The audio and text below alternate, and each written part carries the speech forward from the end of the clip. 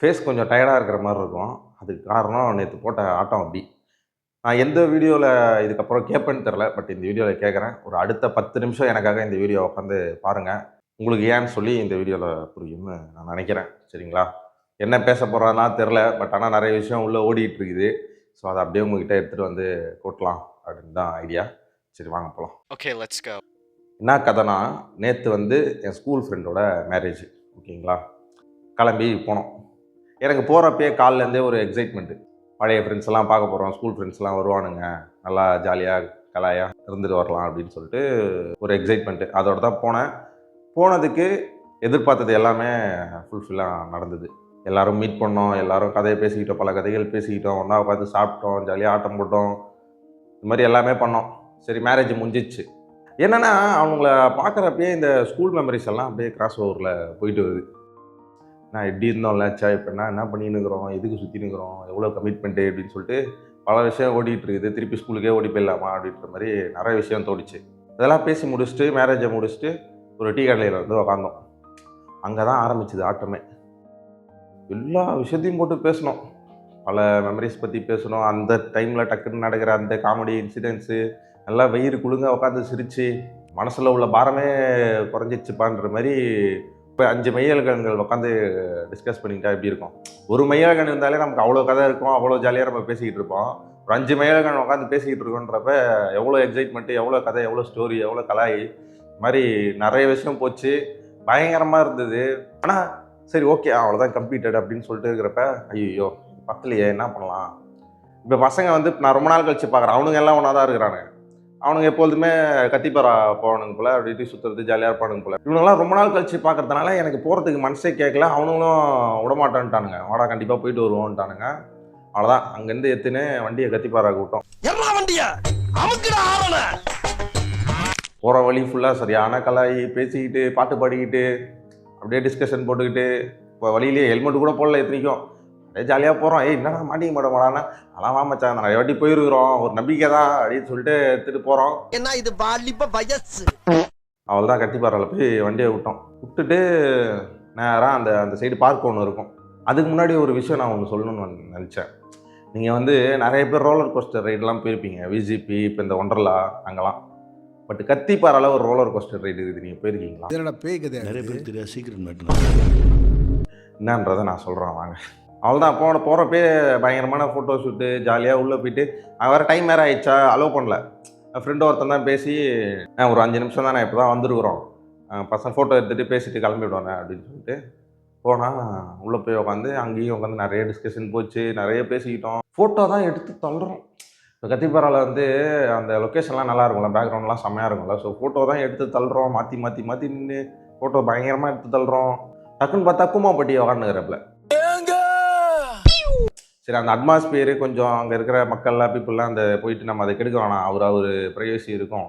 So பார்த்துட்டு நம்ம பாட்டில் அமைதியாக வந்துட்டோம்.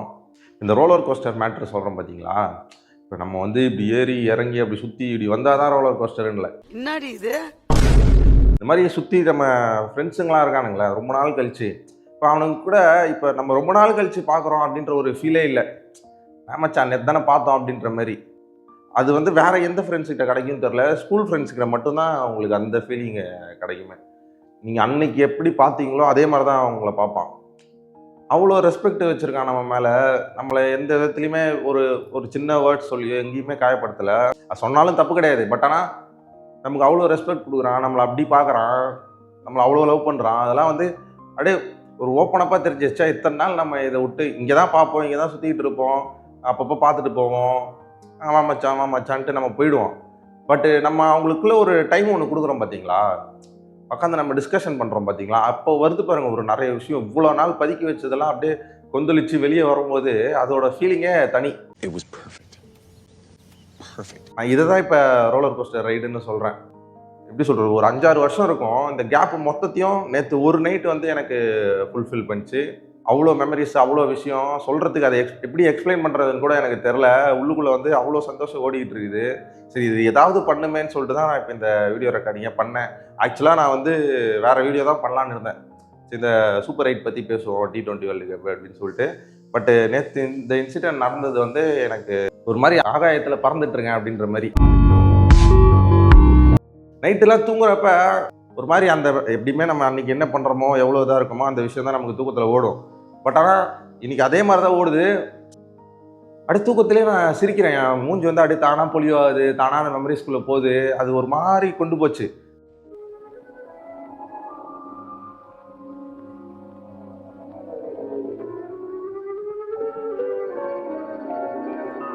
இப்போ எனக்கு டயர்டாகவே இல்லை. நான் ஒரு 1:30 2 மணிக்கு தான் வந்தேன். ஃபேஸ் வேணா அப்படி இருக்கலாம். எனக்கு சத்தியமாக டயர்டாகவே இல்லை. நான் பயங்கர ஆக்டிவாக இருக்கிறேன். அதை யோசிக்கிறப்ப என் ஃபேஸ் அவ்வளோ பிரைட்டாகுது. நாங்கள் எல்லாம் தொடர்ந்து எதாவது சொல்லிக்கிட்டோம். இன்னும் 2 மாதம் தாங்கடா, இன்னும் 1 வருஷம் வரும்டா, இதை வச்சு நம்ம ட்ராவல் பண்ணலாம்டா. இப்போ இது வந்து இத்தனை நாள் கழிச்சு பார்க்கறதுனால தான் இது இவ்வளோ எக்ஸைட்மெண்ட் தருதோ என்னவோ. ரெகுலராக நம்ம போயிட்டு இருந்தோம்னா மேபி அந்த அளவுக்கு இருக்காது. இப்போ அவனுங்கிட்ட வந்து நம்ம எல்லா விஷயத்தையுமே கண்டிப்பாக நம்ம பேச முடியாது. ஏன்னா அவ்வளோ விஷயம் இருக்கும். நம்ம பார்க்குறப்பே ஒரு விஷயம் ஒன்று ட்ரான்ஸ்ஃபர் ஆகிக்குது பார்த்தீங்களா, அவங்ககிட்ட இருந்து எனக்கு, என்கிட்ட இருந்து அவனுக்கு. அதுவே எங்களை வந்து அவ்வளோ க்ளோஸ் ஆகுது. நான் சொல்கிறது உங்களுக்கு புரியுதுல்ல? ஸோ அவ்வளோ இருக்குது. எனக்கு எப்படி வார்த்தைகள் கிடைக்கல. வேர்ட்ஸு சர்ச் பண்ணிக்கிட்டு இருக்கேன். அந்த அளவுக்கு எக்ஸைட்மெண்ட்டில் இருக்கிறேன். நீங்கள் புரிஞ்சுப்பீங்கன்னு நான் நினைக்கிறேன். கண்டிப்பாக புரிஞ்சுப்பீங்க. அதுதான் ஃபோட்டோஸ்லாம் எல்லாம் எடுத்துகிட்டு பயங்கர இதோட சரி டைம் ஆகிடுச்சு கிளம்புவோன்னு பார்த்தா, சரி அடுத்து பீச்சுக்கு போகலாமான்னு சொல்லி பிளான் பண்ணுறேன். வேணாம், நீ இதோட முடிச்சுப்போம், கண்டிப்பாக அடுத்த வாட்டி போகலாண்டான்னு சொல்லிட்டு வந்துட்டோம். வரப்போ குல்ஃபி அண்ணன் நின்றுட்டு இருந்தாப்புல. ஆளுக்கு ஒரு குல்ஃபி வாங்கி அப்படியே வண்டியில் வரப்போ, உனக்கு பிடிக்குமா? எனக்கும் பிடிக்கும். ஒரு பாட்டை ஒன்று போட்டுக்கிட்டு அவன் என்ன தேடி வந்த அஞ்சலை அப்படியே பாடிக்கிட்டு ஜாலியாக. அதுக்கப்புறம் வந்து இந்த சாங்கு வாழ்க்கையை தேடி நானும் போகிறேன், இந்த மாதிரி பக்காவான சாங் செலெக்ஷன்லாம் எடுத்து அப்படியே ட்ராவல் அப்படியே பொறுமையாக வண்டி எந்த அளவுக்கு பொறுமையாக ஓட்ட முடியுமோ அந்த அளவுக்கு பொறுமையாக வண்டி ஓட்டிக்கிட்டு. அதாவது இந்த ட்ராவல் வந்து அங்கேருந்து நம்ம எங்கள் ஏரியாவுக்கு வந்து ஒரு 8 கிலோமீட்டர் 10 கிலோமீட்டர் தான். ஆனால் எந்த அளவுக்கு பொறுமையாக வர முடியுமோ அந்த அளவுக்கு பொறுமையாக வந்தோம். நின்று நிதானமாக இது வந்து ஒரு மாதிரி ஃபுல்ஃபில்டாக முடிச்சுட்டு போவோம். டப்புன்னு அவசரமாக போவேணாம் அப்படின்னு சொல்லிட்டு நல்லா தீர திருப்தியாக இருக்கிற டைமை வந்து பக்காவாக ஸ்பெண்ட் பண்ணிவிட்டு பயங்கரமாக என்ஜாய் பண்ணிட்டு வந்தோம். ரொம்ப ஹாப்பியாக இருந்தது. ரொம்ப ஹாப்பியாக இருந்தது. ஆனால் எதிர்பார்த்து போனது அவங்க மீட் பண்ணுவோம், நம்ம உட்காந்து கொஞ்சம் நேரம் பேசுவோம், கொஞ்சம் விஷயம்லாம் பேசிவிட்டு ஒரு ஃபோட்டோ ஒரு செல்ஃபி ஒன்று எடுத்துகிட்டு கிளம்பிடுவோம் அப்படின்ற மாதிரி மீன் சொல்லிட்டு தான் போனேன். சரி, அது நடந்தாலே எனக்கு பயங்கர ஹாப்பி அப்படின்னு சொல்லிட்டு. ஏன்னா ஒரு மாதிரி எனக்கு வந்து ரொம்ப நான் மிஸ் பண்ணிகிட்டு இருக்கேன். இப்போ ரீசெண்ட் டைம்லலாம் வந்து எனக்கு ஸ்கூல் மெமரிஸ் வந்து அடிக்கடி ஓடிக்கிட்டே இருக்குது. அது அங்கேருந்து வந்ததுக்கப்புறம் தான் அந்த மாதிரி ஃபீல் ஆகுது. இருக்கிறப்பவே நல்லா தான் என்ஜாய் பண்ணோம். பட் இன்னும் பத்தலை. திரும்பி போயிட்டு அதை வந்து ரீவிசிட் பண்ணி இருக்கிற ஒவ்வொரு மொமெண்ட்டையும் அங்கே லீவ் பண்ணி பயங்கரமாக என்ஜாய் பண்ணணும்னு தோணுது. பட் ஆனால் கண்டிப்பாக முடியாது. அடுத்து ஒரு சான்ஸ் கிடச்சா கண்டிப்பாக ஸ்கூல் போய் விசிட் பண்ணணும் ஃப்ரெண்ட்ஸோட. அதான் அந்த மாதிரி தான் போனேன். பட் ஆனால் வந்து நடந்தது வந்து அதுக்கும் மேலே எதிர்பாராததை எதிர்பார்க்குன்னு சொல்லுவாங்களே, அந்த மாதிரி ஒரு விஷயம். அது அந்தந்த மூமெண்ட்டில் ஒரு டிசிஷன் எடுக்கிறோம் பார்த்தீங்களா. இப்போ நம்ம என்ன தான் பிளான் போட்டு நம்ம ஒரு விஷயத்த பண்ணாலுமே அது நமக்கு தர அந்த சாட்டிஸ்ஃபைடு விட நம்ம எதிர்பாராமல் டக்குன்னு அப்பலாம் வச்சான் அப்படின்னு சொல்லிட்டு கிளம்புறோம் பார்த்தீங்களா. அங்கே ஒரு ஸ்பார்க் கிடைச்சா அங்கே ஒரு ஹாப்பினஸ் கிடைக்குது பாருங்க. அது வேறு எந்த இடத்துலையுமே கிடைக்காது. மெயினாக நான் இந்த வீடியோ எடுக்கிறதுக்கான ரீசன் என்னென்னா, கண்டிப்பாக உங்கள் ஸ்கூல் ஃப்ரெண்ட்ஸ் எல்லாருமே உங்களை சுற்றி தான் இருப்பாங்க, உங்கள் பக்கத்துலேயே தான் இருப்பாங்க. நீங்கள் அடிக்கடி பார்ப்பீங்க, ஹாய் பாய்ன்னு சொல்லிட்டு நீங்கள் கிளம்பிடுவீங்க. ஆனால் உங்களுக்கு நின்று பேசணும்னு தோணும். நம்ம அந்த இடத்த விட்டு கடந்து போயிடுவோம். நமக்கு அடுத்த வேலை இருக்குன்னு சொல்லிட்டு கடந்து போயிடுவோம். பட் என்னைக்கா உங்களுக்கு ஒரு சான்ஸ் கிடச்சிதுன்னா, இல்லை நீங்களே ஏற்படுத்திக்கோங்க. அது சான்ஸ் கிடைக்குமோ என்னவோ, ஆனால் கிடைச்சா நல்லது தான். நீங்கள் ஏற்படுத்திக்கோங்க. பேச ஆரம்பிங்க. மச்சான் மீட் பண்ணுவோண்டான்னு சொல்லிட்டு பேச ஆரம்பிங்க. ஒரு டீ கடையில் போய் உட்காந்து பேசுங்க. எங்கேயாவது ஒரு இந்த மாதிரி இடம் கிடச்சா போய் உட்காந்து நல்லா டைம் ஸ்பெண்ட் தீர பேசிட்டு அந்த நைட்டை முடிச்சுட்டு வாங்க. அதுக்கப்புறம் நீங்கள் மீட் பண்ணுறீங்களோ இல்லையோ, அது எப்போ நடக்குதோ என்னவோ. ஆனால் அன்றைக்கி ஒரு நைட் வந்து உங்களுக்கு வந்து சத்தியமாக பயங்கர ஒர்த்தாக இருக்கும். அடுத்து ஒரு மாதம் 1 வருஷத்துக்கு நீங்கள் என்ன வேலை பார்க்க போகிறீங்களோ அதுக்கு பயங்கர பூஸ்ட்டாக இருக்கும். அது இப்போ நான் பேசுகிறதுலே உங்களுக்கு தெரியுதுல்ல நான் எந்த அளவுக்கு எக்ஸைட்டாக பேசிகிட்டு இருக்கேன்னு சொல்லிட்டு. ஸோ இந்த மாதிரி தான் இருக்கும். எக்ஸ்பீரியன்ஸ் பண்ண நான் சொல்கிறேன். ஸோ உங்களுக்கு புரியணும்னு நான் நினைக்கிறேன். ஓகேங்களா. வேர்க்கிற அளவுக்கு நான் பேசினதில்லை இந்த வீடியோலையும்.